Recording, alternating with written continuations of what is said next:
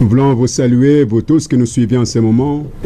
Un grand shalom à vous tous. Vous avez déjà pris place là où vous avez l'habitude de vous rassembler, frères et sœurs, papa, maman, auditeurs, auditrices, habitants de Bunia et ses environs. Que Dieu vous bénisse abondamment.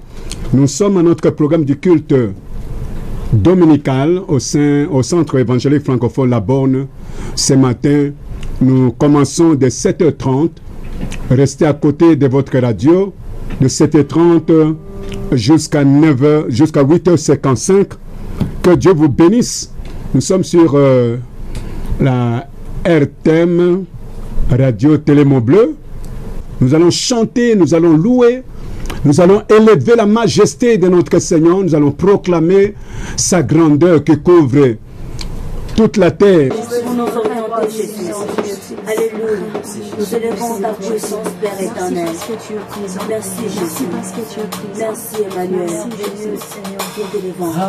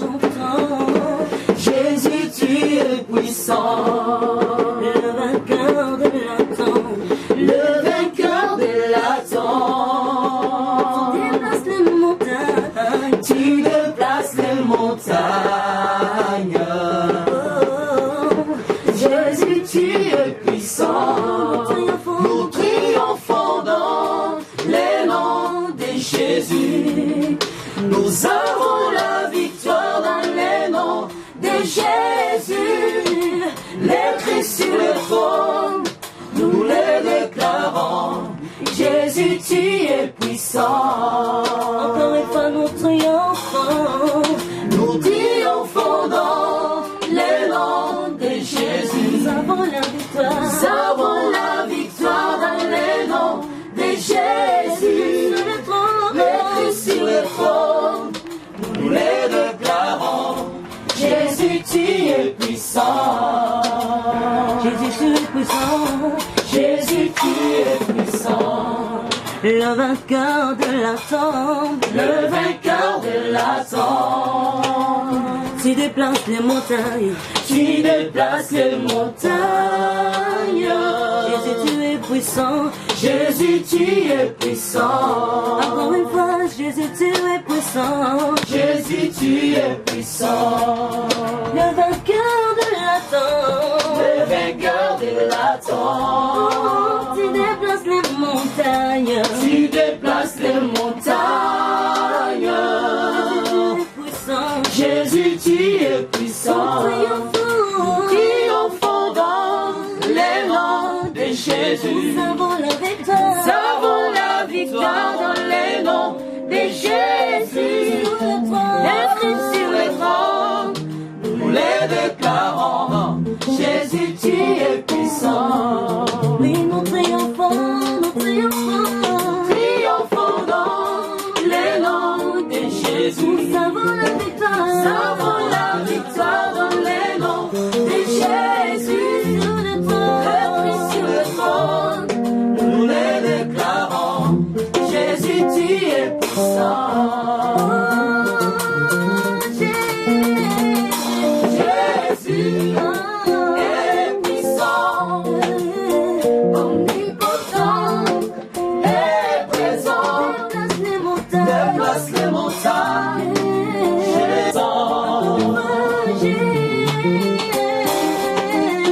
Jésus est puissant, omnipotent, est présent, guérit les malades. Jésus est puissant.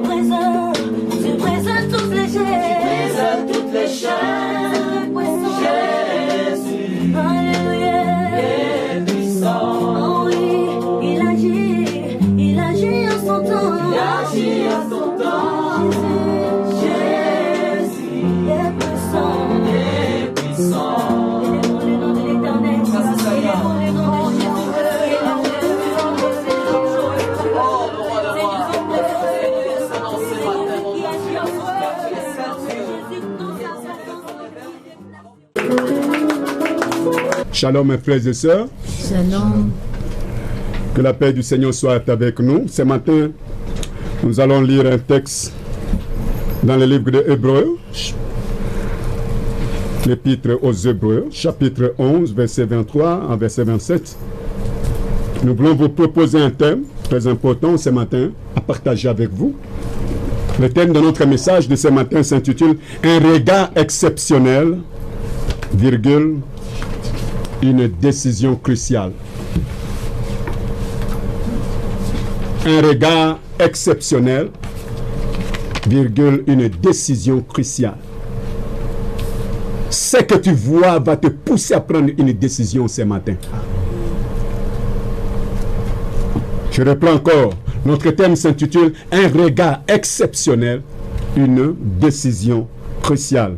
Hébreux chapitre 11, verset 23 à 27, nous lisons. « C'est par la foi que Moïse, à sa naissance, fut caché pendant 3 mois par ses parents, parce qu'ils virent que l'enfant était beau et qu'ils ne craignirent pas l'ordre du roi. C'est par la foi que Moïse est devenu grand, refusa d'être appelé fils de la fille de Pharaon, aimant mieux être maltraité avec le peuple de Dieu que d'avoir pour un temps la jouissance du péché, regardant l'opprobre de Christ comme une richesse plus grande que les trésors de l'Égypte, car il avait les yeux fixés sur la rémunération. C'est par la foi qu'il quitta l'Égypte sans être effrayé de la colère du roi, car il se montra ferme comme voyant ce qui est invisible. Cette dernière parole, dernier mot là, ça me fait beaucoup de bien. Il se montra ferme comme voyant celui qui est invisible. Là, il s'agit de notre personnage, de ce personnage unique de la Bible, Moïse. L'un des hommes le plus intéressant, le plus éminent de l'Ancien Testament. Quand on parle de cet homme, on reçoit toujours quelque chose, on reçoit toujours une édification, une orientation, de par sa vie, de par ce qu'il a été avec Dieu. Il est un instrument vraiment d'inspiration divine. Né de la foi selon Hébreux chapitre 11, verset 23. Lui-même, il est né de la foi parce que Amram, son papa, et Jochébed, sa maman, avaient une foi vivante, en Dieu de leur père, le Dieu d'Abraham, d'Isaac et de Jacob. Durant ces temps sombres de l'histoire du peuple juif, malgré que le décret avait été pris pour que tous les enfants mâles, tout enfant garçon né d'un couple, d'une famille juive, devait être jeté dans le fleuve Nil en Égypte. Et vous pouvez voir le récit de la naissance de Moïse en Exode chapitre 2, verset 1 à 10, que nous n'allons pas lire. En lisant cela, il n'y a pas grand-chose sur les premières années de son enfance. On ne nous renseigne pas tellement de choses sur ce temps-là. Seulement, il est venu au monde sous des noix sous des noix obscis, bien après minuit, c'est-à-dire à l'heure la plus sombre de l'histoire hébraïque, à l'heure où les désespoirs étaient complets, ils étaient affligés, soumis à des travaux forcés, avec des coups de fouet. Ils travaillaient du matin jusqu'au soir. Et au-delà de cette affliction, on a décidé désormais que tout enfant mâle né des Hébreux doit être jeté dans le fleuve Nil. C'est à cette heure sombre, cette heure noire, que après minuit, c'est-à-dire l'heure la plus sombre de l'histoire hébraïque, que cet homme, ce garçon est né. Gloire au plan de Dieu, gloire au dessein divin, de l'avoir adopté et élevé comme le fils de la fille de Pharaon, pour maintenant aller vivre tout le reste de sa vie dans le palais royal, né grandi là-bas dans le palais royal.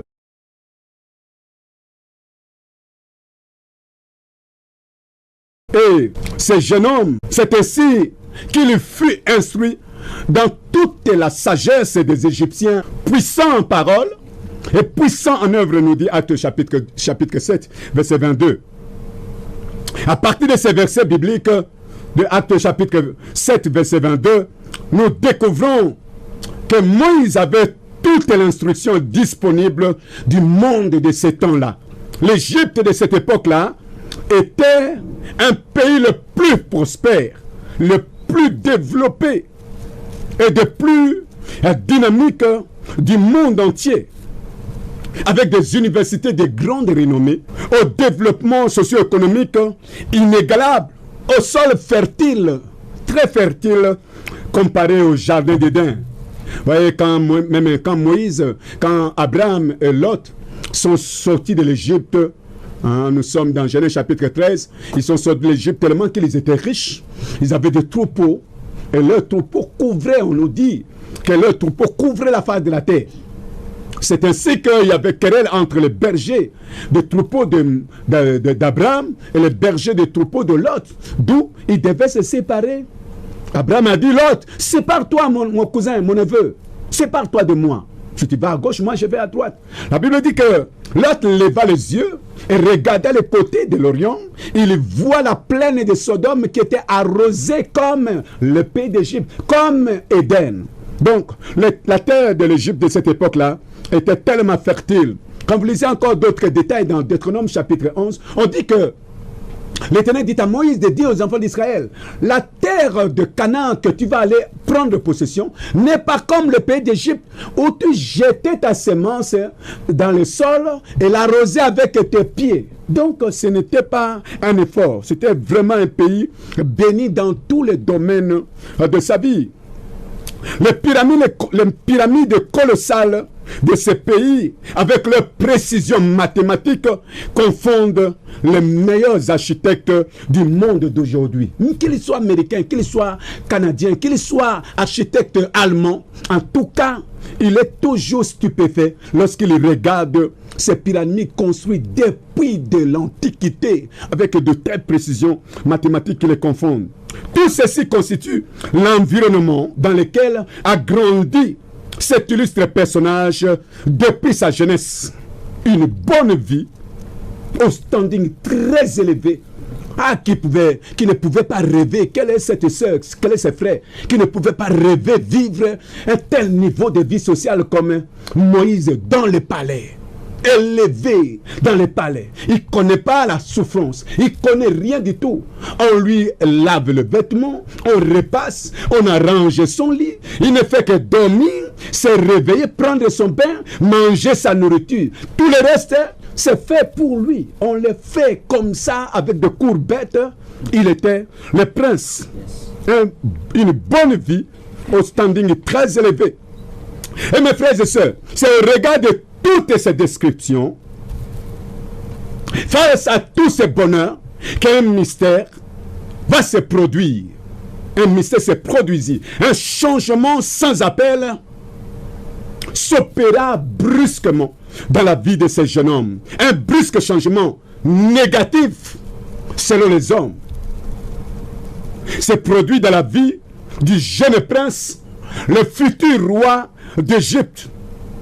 On nous apprend par l'histoire que l'Égypte de ces temps-là, le pharaon sur son trône, n'avait pas un fils qui devait le succéder au trône après sa mort. Ainsi, dans la cour royale, il y avait le fils de la fille de pharaon, qu'on a élevé, Moïse, élevé, instruit dans toute la science de l'Égypte, un prétendant valable au trône de l'Égypte, de la plus grande puissance mondiale de l'époque. Ainsi, Moïse, fils de la fille de Pharaon, était prêt à prendre la relève avec ses avantages. Tous ces avantages que nous venons de citer. Quelle fascination! Quel envoûtement! On aurait cru que tous les dieux de l'Égypte ont envoûté Moïse. Donc la sorcellerie est venue de quelque part. Il a été fasciné. Une fascination pour un individu aussi bien positionné dans la vie, d'oser refuser publiquement d'être appelé d'abord fils de la fille de Pharaon. Je ne sais pas si ce jour-là Moïse avait tenu un point de presse. Il avait invité les journalistes de l'époque. Beaucoup de journalistes, étant donné que c'était un pays le plus puissant, qui pouvait rassembler tous les correspondants de tout le monde entier, tous les correspondants journalistes de tout le monde, et que une telle manifestation, une telle réaction susciterait un point de presse très important. Et les gens tendaient le micro comme ça devant Moïse pour lui poser beaucoup de questions. Donc, il va d'abord oser refuser publiquement d'être appelé fils de la fille de Pharaon, allant jusqu'à dévoiler sa vraie identité. Et il ne s'arrête pas là. Sa demande ne s'arrête pas là. Pour préférer quitter le trône, quitter le palais royal, avec toutes sortes de vies, avec des repas très exquis. Préférer d'être maltraité en qualité d'un esclave avec le peuple Dieu, que d'avoir pour un peu de temps la jouissance du péché. Ah, c'était un grand visionnaire. Je crois que Moïse à cette époque-là était contre, tous étaient contre lui et il était contre tous, selon la vie qu'il était en train de mettre ce jour-là. On aurait dit que Moïse, avec tout son grand savoir, est devenu fou. Il lui fallait des psychiatres des gens qui traitent les maladies mentales et être retenu au centre de traitement des malades mentaux. Si c'était à Kinshasa, on allait l'amener à la CNPP. On allait l'injecter des médicaments qui pouvaient les neutraliser peut-être pendant 6 mois, parce que vraiment c'est un homme élevé qui est devenu fou. Donc, il fallait cela, être retenu dans un centre de traitement de malades mentaux. Il est devenu fou. La même chose s'était produite avec l'apôtre Paul. Alors que cet homme de Dieu, ce puissant homme du Nouveau Testament, était en train de parler de son expérience de rencontre avec Jésus-Christ devant le roi Agrippa, il parlait pour se justifier. Le gouverneur Félix dit à haute voix au tribunal, il s'exclame en disant: tu es fou, Paul, ton grand savoir te fait déraisonner. Mais l'apôtre Paul répondit poliment à l'excellent Festus en disant: je ne suis pas fou, très excellent Festus. Ce sont au contraire des paroles de vérité et de bon sens que je suis en train de prononcer. Vous voyez cela dans Actes chapitre 26, versets 24 à 25. Paul était devenu fou. Moïse aussi, à son époque, était devenu comme fou. Un tel raisonnement, un tel comportement, une telle audace.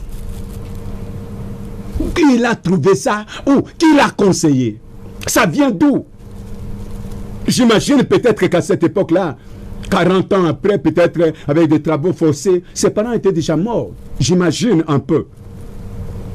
Certainement, dans son fort intérieur, Dieu lui aurait parlé probablement durant les premières années de sa vie pour pouvoir agir avec une telle fermeté de foi. J'avais dit, n'oubliez pas que j'ai dit au début de notre prédication que Moïse était né dans la foi, entouré même de la foi de son papa et de sa maman. Au lieu de les jeter dans le fleuve, on a dû les garder 3 mois avec eux dans les palais, face à tous les services de renseignement, de sécurité, de filature de l'Égypte. Ils ont gardé cet enfant de la foi pendant 3 mois, sans être inquiétés de l'ordre du roi. Et puis après, par la foi, ils ont conçu le plan qui a abouti à ce que l'enfant ne soit pas mort. Donc, une personne ordinaire, sans l'assistance du Saint-Esprit, ne pouvait pas oser prendre une telle décision. Même si une telle décision, on prendrait cela à l'église, en tout cas, on te regarderait d'en haut. Qu'est-ce que ce frère-là est devenu? Qu'est-ce que cette soeur-là est devenue? Tout le monde allait se lever. On allait te poursuivre, te poser beaucoup de questions. Alléluia. Amen. Souvent, frères et sœurs, nous ne sommes pas aussi nombreux quand nous nous tenons devant le trône de Dieu. Si nombreux que nous soyons, mais c'est de manière particulière, personnelle que nous nous tenons devant le trône. Et quand Dieu veut nous parler, Dieu ne prendra pas le micro. Alléluia. Il ne prendra pas le micro. Il parlera à chacun, seul à seul.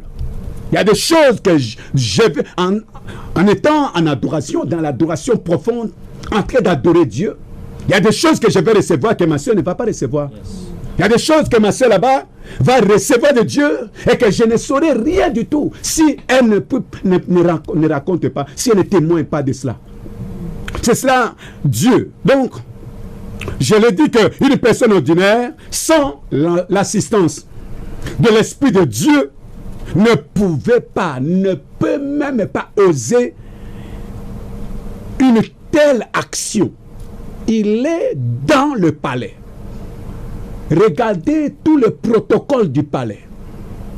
Regardez tous ces militaires, gardes républicaines, gardes du corps, tous les services, tout ce que vous voulez. Ce n'est pas une maison, le palais présidentiel, non. C'est un palais royal.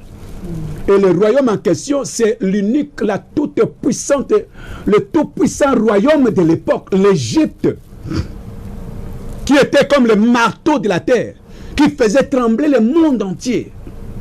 L'unique. Et garçon là, il a grandi là-bas, on l'a élevé, on lui a appris comment marcher. Parce que mon frère et ma soeur, Un prince, un roi, il ne marche pas comme tout le monde. Quand le roi, dans la cour, on lui apprend comment on marche, comment un roi marche. Donc on lui apprend. On mesure même les pas, la distance de pas qu'il doit faire est mesurée. On mesure cela. On lui apprend tout. On dit que le roi ne sourit pas comme tout le monde. Vous pouvez être en train de rire aux éclats. Mais juste, le roi est appelé à montrer seulement les deux incisives. Vous riez, vous êtes en train de vous tordre de joie là. Le roi va se... Et c'est tout. Vous autres là, vraiment pensez Kangami Bino. Mais seulement, le roi...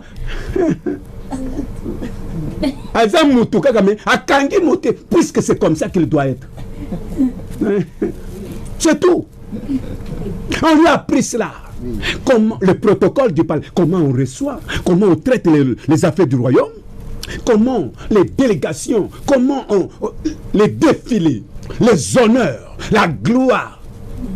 Voyez, toutes ces constructions, il semble que c'est Moïse qui dirigeait la construction de Ramsès, ces pyramides qui ont été érigées. Donc c'est lui qui était là. Probablement on était en train de préparer une reine qui devait épouser aussi le roi. Ah, il fallait, ma soeur, être là, ne serait-ce que visiter la chambre de Moïse, ne serait-ce que visiter sa douche, ne serait-ce que voir là où il se promène, les gens qui marchent à ses côtés. Donc, il avait tout. Il avait tout. Personne n'était à ses côtés pour l'induire en erreur, pour le pousser à prendre une décision contradictoire par rapport à celle du palais. Mais il a osé audacieusement. Pourquoi cela? Hébreux chapitre 11, verset 26, c'est dit, c'est par la foi. Alléluia. Amen. Et la Bible dit que tout ce qui n'est pas produit d'une foi est un péché. Romains chapitre 14 nous dit cela. Tout ce qui, verset 23 je crois, tout ce qui n'est pas produit de conviction, la conviction sur la foi, est un péché. C'est par la foi, nous dit Hébreux chapitre 11 verset 26, c'est par la foi que Moïse, devenu grand, refusa d'être appelé fils de la fille de Pharaon. Il a refusé par la foi. Abotaka courage à mon obalité, non. Par la foi. Il avait son cœur à Dieu. Et préféra être maltraité avec le peuple de Dieu que d'avoir pour un temps la jouissance du péché. Il avait vu cela. Tout ce qui est de l'Égypte, c'est entouré de dieux des Égyptiens. Dieu ceci, Dieu cela, Dieu tel. Mais quand il a été élevé par sa maman, vous savez qu'en Israël, on peut sévrer un enfant à 5 ans. À 5 ans. Un enfant est sévré à 5 ans. Et dans leur tradition, quand un enfant commence à marcher, après la marche, il commence un peu à articuler certaines paroles, certains mots. À partir de ce moment-là que l'enfant commence à appeler maman ou papa, à partir de ce moment, on commence à lui enseigner la parole de Dieu. Deutéronome chapitre 6, l'Éternel dit à Moïse, ces commandements que je te prescris aujourd'hui, sera dans ton cœur. Tu le parleras à tes enfants. Tu parleras quand tu iras au voyage, quand tu seras de retour. Tu mettras cela sur le mur de votre maison, sur le linteau de votre porte. La parole de Dieu. D'ailleurs, à la naissance de l'enfant, je l'ai dit une fois sur ce plateau, à la naissance de bébé juif, dans la maternité, lorsqu'on sort l'enfant du ventre de sa maman, avant même de l'essuyer, avant même de couper son nombril, on le prend. Le papa est là dans la maternité pendant l'accouchement. On sort l'enfant, on le met directement sur la poitrine de son papa. pour qu'il sente le battement du cœur de son papa. Et c'est au papa de lui prononcer la première parole. La première parole que le papa doit lui prononcer, ça se trouve dans Deutéronome chapitre 4, verset 6, qui dit: écoute Israël, l'Éternel notre Dieu est le seul Éternel. Tu aimeras l'Éternel ton Dieu de tout ton cœur, de toute ton âme, de tout, que nous avons chanté avec notre bien-aimé avant de commencer cette parole. Donc l'enfant juif commence sa vie par la parole, par la foi. C'est pourquoi j'avais dit que Moïse était né dans la foi. Il a refusé d'être appelé fils de la fille de Pharaon par la foi. Il a préféré être maltraité avec le peuple de Dieu que d'avoir pour un temps la jouissance du péché de l'Égypte par la foi. Alléluia. Amen.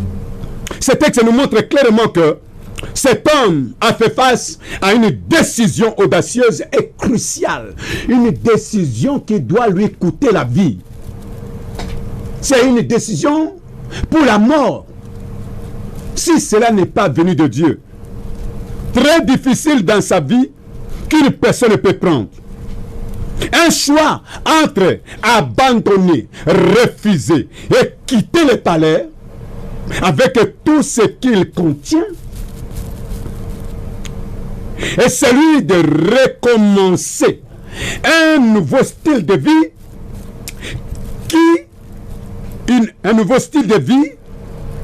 qui est celui d'un esclave dans la servitude. On imagine que Moïse a enlevé tous les vêtements qui étaient sur lui. Il est allé s'habiller comme ses frères et sœurs avec l'ingwanda. C'était ça la tenue de ces esclaves ouvriers. Maltraités sérieusement. C'est le choix qu'il avait fait. Je ne sais pas si vraiment le Seigneur peut me convaincre, moi qui prêche là, d'avoir fait un choix pareil. Je ne sais pas. Je ne sais pas. Je souhaite vivre comme Moïse vivait dans le palais, mais faire le choix qu'il avait fait là, vraiment, il faut que ça vienne du ciel. Choix entre le palais et d'être esclave, recommencer un nouveau style de vie auquel il n'avait pas accès pendant combien? 40 ans. 40 ans. Dans la servitude, il commence une nouvelle vie.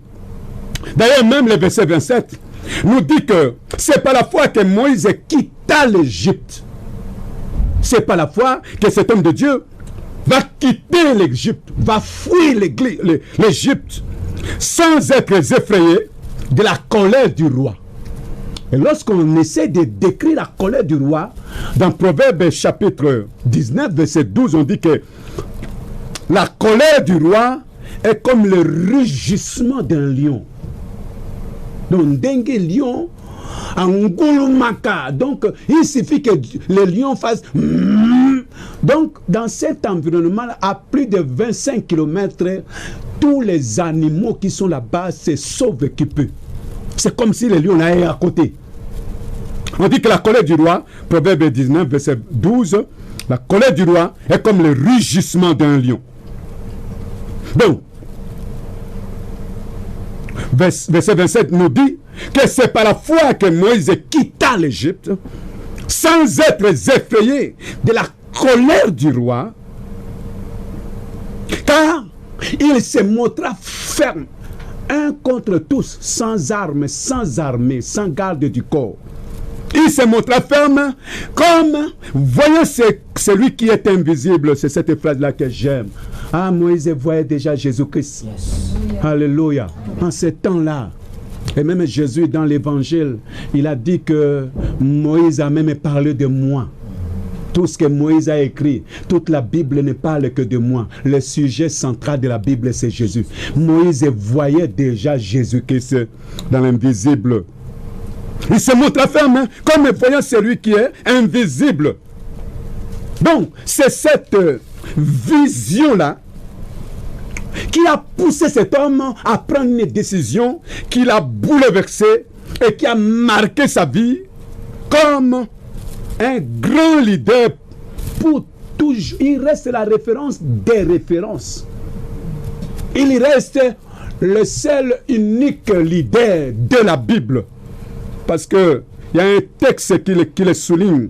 Donc, pour l'élever au plus haut sommet de l'histoire de tout le temps, Moïse, c'est cette décision-là Quelqu'un est en train de m'attendre ce matin. Un homme est en train de m'attendre. Il se contente de son diplôme. Il se contente de son rang social, de sa classe, de son poste. Peut-être à travers ce message aujourd'hui, Dieu va te dire, quitte ce lieu-là pour commencer une nouvelle vie à laquelle peut-être que ta femme va dire que maudit Dieu et meurt, comme la femme de Job. Donc, pour avoir vu celui qui est invisible, Jésus-Christ, la gloire du palais, son grand savoir, ainsi que sa renommée, lui ont paru, comme le dit l'apôtre Paul aux Philippiens, de la boue. Il a vu tout cela comme de la boue. À cause de quoi? À cause de l'excellence, de la connaissance de Jésus-Christ pour lequel Paul avait renoncé à tout. Nous là, nous n'avons pas encore renoncé. Nous vivons seulement la vie chrétienne et par la grâce du Seigneur. On n'a pas encore vraiment renoncé. Parce qu'on n'a pas encore vraiment fait l'expérience de la révélation particulière, spéciale de Jésus-Christ. Quand on fait cela, frère, tu peux même devenir nul, tu peux même devenir inutile. Parce que c'est quelque chose qui transforme radicalement quelqu'un pour toujours. La gloire du palais, ces choses-là lui ont été comme de la boue. Le verset 26 de Hébreux chapitre 11 toujours souligne ceci. Regardant l'opprobre. L'opprobre, c'est la souffrance. Regardant l'opprobre de Christ en ce temps-là, dans sa vision, comme une richesse plus grande que les trésors de l'Égypte, car il avait les yeux fixés sur la rémunération. Yes. Alléluia. Ayant vu Jésus, il a vu en même temps le salaire, la rémunération, la rétribution qu'il allait recevoir en s'attachant à cette vie-là. Et il a renoncé à tout. Voyez, au retour du stage professionnel de 70 disciples de Jésus-Christ, dans le livre de Luc, chapitre 10, le Seigneur avait recruté, à part les 12 qu'il avait envoyés en stage professionnel dans Matthieu chapitre 10, que vous lisez par exemple jusqu'au verset 8 là-bas. Après eux, il a encore envoyé 70 disciples qu'il a formés, qu'il a aussi envoyés en stage professionnel. Il leur a dit, allez prêcher et dites que le royaume des cieux est proche. Guérissez les malades. Je vous donne le pouvoir de marcher sur les serpents, sur les scorpions et sur toutes les puissances du mal. Et rien ne pourra vous nuire. Donc, quand ils sont allés, ils ont expérimenté authentiquement toutes ces paroles que Jésus leur avait dit. Ils ont chassé les démons. Au retour, ils ont dit, Seigneur, les démons même se sont soumis à nous, en ton nom. Alléluia. Les démons se sont soumis à eux. Et quand ils faisaient leur rapport, Jésus se tourne vers eux et leur dit en particulier, Luc chapitre 10, verset 23 à 24. Heureux les yeux qui voient ce que vous voyez. Alléluia. Ma soeur, je désire que tu aies ces yeux-là ce matin. Heureux les yeux qui voient ce que vous voyez. Car je vous l'ai dit que beaucoup de rois et beaucoup de prophètes ont désiré voir ce que vous voyez et ne l'ont pas vu. Ce que nous sommes, ce que nous voyons en Jésus, et pour lesquels on est en train de nous taxer de tous les noms. Ah, bato pamba wana, basala kamakambu, misalate, balingi kaka église, bakenda kaka église, leko pamba pamba koyemba ko sambela et c'est tout. Quand j'étais jeune, dans ma foi et que j'étais rattaché, ma vie était rattachée à l'église, c'est comme ça que dans ma propre famille on disait, on parlait. À Tonton Dieudonné, à Lingaosa et là, on me souhaitait qu'à aucune église. À Osa et l'Ogonine. À venir et Gozerandéni. Ce sont ces bien-aimés de ma famille qui aujourd'hui se tournent vers moi. Yes. L'homme a besoin de voir pour croire. Yes. Amen. Mais Dieu n'a pas besoin que pour nous, que nous ne voyions pas encore, mais que nous puissions croire. Amen. Alléluia. Amen. Jésus se tourne vers ses disciples et leur dit en particulier, heureux les yeux qui voient ce que vous voyez. Amen. Qui voient ce que vous voyez. C'est comme ça parfois que nous prions simplement avec quelqu'un, un frère qui vient, il a tellement de problèmes, il a tellement de situations compliquées. Il dit, mon frère, non, le Seigneur agit. Sois tranquille. Tu vas avoir la solution. Là, il n'est pas content.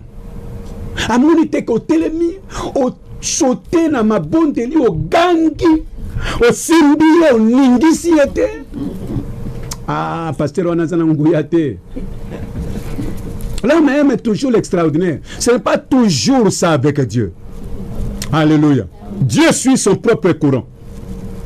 Il dit, heureux les yeux qui voient ce que vous voyez. Que l'auditeur qui nous attend de maintenant reçoive une révélation particulière de la part de Dieu. Et que sa vie change radicalement. Heureux les yeux qui voient ce que vous voyez. Quand je vous l'ai dit que beaucoup de rois et beaucoup de prophètes ont désiré voir ce que vous voyez et ne l'ont pas vu. Alléluia. On désirait voir ce que vous voyez. Ah, dans notre jeunesse là, j'ai conseillé quelqu'un, un ami de l'école. Je lui ai dit, mon frère, la vie là que tu mènes n'est pas bon.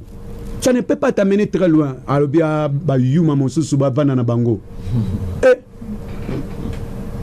biso ba yuma, mususu, to va na biso. Il a continué sa vie. À l'époque, quand quelqu'un attrapait le sida, c'était le conduit à la mort. Et voilà, dans notre système de service à l'église, on allait régulièrement visiter les hôpitaux, prier avec les malades, prier avec tous les personnels qu'on rencontre là-bas. Nous sommes allés ces jours-là, dans notre tour, la chambre dont nous avons accédé, j'ai trouvé ce garçon étalé sur le lit. Il est maigre comme tout. Et quand il m'a vu, il ne faisait que pleurer. Ah, Dieu donné, vraiment. Je lui dis, mon frère, c'est ce que j'étais en train d'éviter. Que toi, tu ne voyais pas. Moi, je voyais déjà. Heureux les yeux qui voient ce que vous voyez. Et c'est ce que Jésus-Christ avait dit à ses disciples. Luc chapitre 10, verset 23 à 24. Heureux les yeux qui voient ce que vous voyez. Frères et sœurs, nous avons continuellement besoin de la révélation de Dieu. Proverbe dit qu'un peuple sans révélation est un peuple sans frein. Tu as reçu une révélation dans ta vie de Jésus-Christ qui t'a amené quelque part. Cherche encore une autre révélation. Continuons à chercher la révélation de l'Éternel. Et dans le livre de Psaume 119, verset 130, on dit que la révélation de l'Éternel est claire. Alléluia. La révélation de l'Éternel est claire. Elle rend claire. Ce n'est plus flou. Tu ne vois plus flou. Là où tout le monde voit flou, mais toi tu vois clairement. La révélation de l'Éternel est claire. Elle donne de l'intelligence à celui qui est simple. On a besoin d'en avoir pendant ce temps ici. Un auteur très important, un écrivain de notre siècle, a écrit ce que je voulais vous dire. Je cite ce qu'il a écrit. Un écrivain a dit que Moïse a passé ses 40 années dans le palais à voir qu'il était quelqu'un. Pas n'importe qui. Ses premiers 40 ans. Alors, rendez-vous compte des études que cet homme-là a fait. Rendez-vous compte de l'éducation qu'il a reçue. Puissant en parole et en œuvre. Il était un étudiant très intelligent. Il n'a pas appris n'importe quel alphabet, n'importe quelle lettre. Il a appris les hiéroglyphes. Une lettre qui commence par la tête d'un oiseau et qui se termine par la patte d'un ours. Ça, c'est quelle lettre comme ça? Même pas l'écriture chinoise, même pas l'écriture japonaise, même pas l'écriture arabe. Ça commence par la tête de Minotaure, moitié taureau, moitié homme. C'est une lettre de leur alphabet. On a dit que l'écriture a été découverte où ça? En Égypte. Selon que nous avions appris l'histoire à l'école, au secondaire. Donc, cet homme-là, quand il a appris, durant ses premières 40 années, il a passé ses 40 premières années dans le palais, à voir qu'il était quelqu'un, pas n'importe qui, prince. Et déjà dans son cœur, montait déjà que quand est-ce que je vais m'asseoir sur le trône? Quand est-ce que je vais régner? Ces 40 ans, il s'est vu quelqu'un. Pas n'importe qui. Puis, les 40 années suivantes, à croire qu'il n'était rien. Ça, j'aime. Avec Dieu, on ne se voit rien. On se voit inutile. On se voit incapable. Souvent, quand les gens, les véritables, il y a cette ironie-là de ça. Les gens authentiques, les gens que Dieu appelle authentiquement, ce sont ces gens-là qui n'aiment pas cet appel. Mais les gens qui ne sont pas appelés, ce sont eux qui aiment et qui prétendent fanatiquement être appelés de Dieu. Et ce sont eux qui font beaucoup de gaffes dans le corps du Christ, dans le ministère. Donc, il a passé la deuxième série de 40 ans à croire qu'il n'était rien, parce qu'il se rencontre entre les mains de Dieu. C'est comme disait Socrate. Il disait, c'est que je sais et que je ne sais rien. Moïse a appris cela. Et enfin, ces 40 dernières années, il a passé ces 40 dernières années à découvrir ce que Dieu peut faire avec quelqu'un qui n'est rien. Amen. Amen. Il a découvert ça. Moi qui ne sais pas, il a dit à Dieu, je ne sais pas parler. Quand Dieu l'a rencontré, il a dit, j'ai vu la souffrance de mon peuple qui est en Égypte. Je vois comment il est en train de crier. Son cri est parvenu jusqu'à moi. Je suis descendu. Je t'envoie, toi Moïse. Va délivrer Israël de la main de Pharaon et amène-le ici. Il doit me servir ici. Moïse a dit, Dieu, est-ce qu'on y a dit Magamozoloba? Moi, ici, Moïse, allait délivrer Israël de l'Égypte. Tout ce que tu disais avant là, je croyais, mais pas ça, pas ça. Ça ne vient pas vraiment de ton cœur. Il dit, je suis avec toi, c'est toi qui vas délivrer Israël. Il a dit, non, non, non, non, non, non. Mais si je vais là-bas, je vais dire que c'est quel Dieu? Parce qu'il y en a beaucoup, beaucoup là-bas en Égypte. Ils sont nombreux de dieux, plus de centaines. Je vais dire que c'est quel Dieu? Il dit, le Dieu de leur père, Abraham, Isaac et Jacob, m'a envoyé vers vous. Et il dit encore, s'il me demande, quel est son nom? Il lui dit que c'est lui qui s'appelle Je suis, m'a envoyé, t'a envoyé. C'est compliqué ça. Lorsque vous rentrez à rechercher la signification du Dieu qui s'appelle Je suis, dans la pensée hébraïque, cela veut dire que Je suis, ça veut dire je suis tout ce dont vous avez besoin lorsque vous serez dans le besoin. Naza oyo nyonso zana posa nango tango zana posa ya elokwango. Je suis tout ce dont vous avez besoin lorsque vous êtes dans les besoins. C'est cela qui veut dire je suis. Va dire que celui qui s'appelle le je suis m'a envoyé vers vous. Et Moïse continue. Il dit, Seigneur, mais tu sais que ce n'est ni d'hier ni maintenant où je parle avec toi que j'ai du mal à parler. Mais il parle. Mais il est en train de dire que j'ai du mal à parler. Frères et sœurs, vous n'avez jamais tremblé devant la présence de Dieu. La présence de notre Dieu tremble. C'est parce que c'est l'être naturel qui rencontre le surnaturel. Ça ne se marie pas. On ne reste pas sur ses deux pieds. Posez la question à Daniel. Lorsque Daniel a vu cette créature, c'était comme si on a enlevé tous les os de son corps. Parlez avec Rahab la prostituée dans Josué chapitre 2.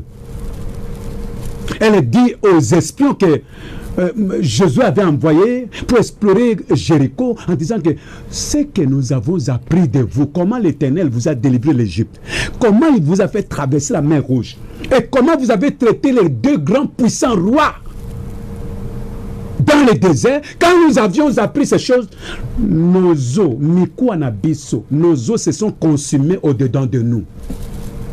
Et nous ne pouvons croire que c'est l'Éternel, votre Dieu, qui est le Dieu dans le ciel, et c'est lui le Dieu sur la terre. Alléluia. Je ne veux pas te faire peur, mais il faut chercher cette révélation-là. Il faut les rencontrer. Et tu vas sentir dans ton corps comment toi tu seras. Donc, Et finalement, au chapitre 4, Moïse discute avec Dieu pour dire, Seigneur, envoie quelqu'un d'autre, envoie quelqu'un d'autre. Ton serviteur avec qui tu parles a la bouche et la langue embarrassées. Il ne sait pas parler. Envoie quelqu'un d'autre. Quelles que soient toutes les raisons que nous pouvons avancer devant la demande de Dieu, Dieu finira toujours par nous envoyer, par nous utiliser. Amen. On a dit que Jérémie a dit, je ne suis qu'un enfant. Il dit, mais non. C'est moi qui suis Dieu. Je t'ai conçu, je te connaissais, je t'ai consacré. Avant même que tu deviennes enfant, je t'ai consacré prophète des nations dans le ventre de ta mère. Et tu ne savais pas. Alléluia. Ne te sous-estime pas, ma soeur. C'est pourquoi, mon frère, ne te sous-estime pas. Dieu, il peut t'utiliser puissamment. Il peut t'élever au niveau même de Moïse. Il y a une décision cruciale, une plus grande décision à prendre dans la vie pour tout changer à partir de maintenant. Pour tout changer dans l'avenir et pour l'éternité aussi. Je prie que tout l'auditeur qui me suit, tous les frères, tous les chrétiens qui me suivent en ce moment, entrent en prière après cette prédication. Créez un moment de prière avec jeûne, pourquoi pas, jeûne et prière. Qu'il entre dans la prière. Parce que je crois qu'il y a devant lui une décision importante à prendre. Et qu'elle doit prendre, qu'il doit prendre. Il n'a pas encore pris cette décision. C'est vrai, on a pris la décision de recevoir Jésus comme Seigneur Sauveur. Mais il y a encore une autre décision à prendre, peut-être dans la vie, et que Dieu attend, c'est que tu te mettes dans cette position-là, afin de pouvoir prendre cette décision qui va changer l'avenir et l'éternité de votre vie. Au moment où nous sommes tous, tout le monde entier est en train de regarder au Covid-19, à la crise mondiale. Les frontières sont fermées. Il n'y a pas de trafic entre nations. Comme le prophète, on est inquiet, on est dans l'angoisse. Semblable à Jérémie, dans sa lamentation de Jérémie, chapitre 3, verset 19. Jérémie disait, quand je pense au poison et à l'absence, à ma misère et à ma souffrance, lorsque mon cœur s'en souvient, il est abattu au-dedans de moi. Donc quand vous pensez à ces choses-là, vous ne ferez que vous enfoncer davantage dans les tristesses, dans l'angoisse. Mais ce matin, si vous regardez à celui qui est invisible, Jésus-Christ, que tout le monde ne peut pas voir, alors votre vie va radicalement basculer merveilleusement pour toujours. Pour toujours.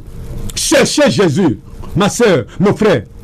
Revenez à Jésus-Christ. Criez à lui. Invoquez-le. Celui qui détient la révélation éternelle de votre vie, dès maintenant et pour l'éternité. C'est le miracle qui s'était produit dans la vie de Moïse qui l'a changé pour toujours. En terminant le dernier livre de Moïse, Deutéronome chapitre 34, verset 10, déclare ceci. Et c'est par là que je conclus ce message. Il n'a plus paru en Israël un prophète aussi puissant que Moïse, que l'Éternel connaissait face à face. Alléluia.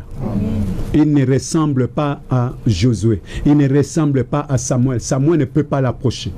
Ésaïe ne peut pas l'approcher. Jérémie, Ézéchiel, tous ces grands de la Bible-là ne peuvent pas l'approcher. Mais vers la fin de la mort de Moïse, il avait dit aux enfants d'Israël que Dieu vous suscitera un prophète puissant comme moi.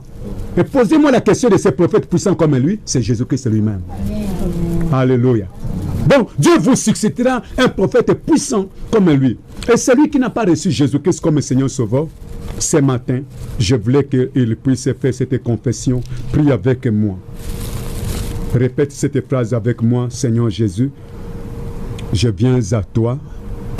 Reçois-moi. Fais de moi le Fils de Dieu. Inscris mon nom dans le livre de vie. Donne-moi le salut, que je sois sauvé. Au nom de Jésus. Amen.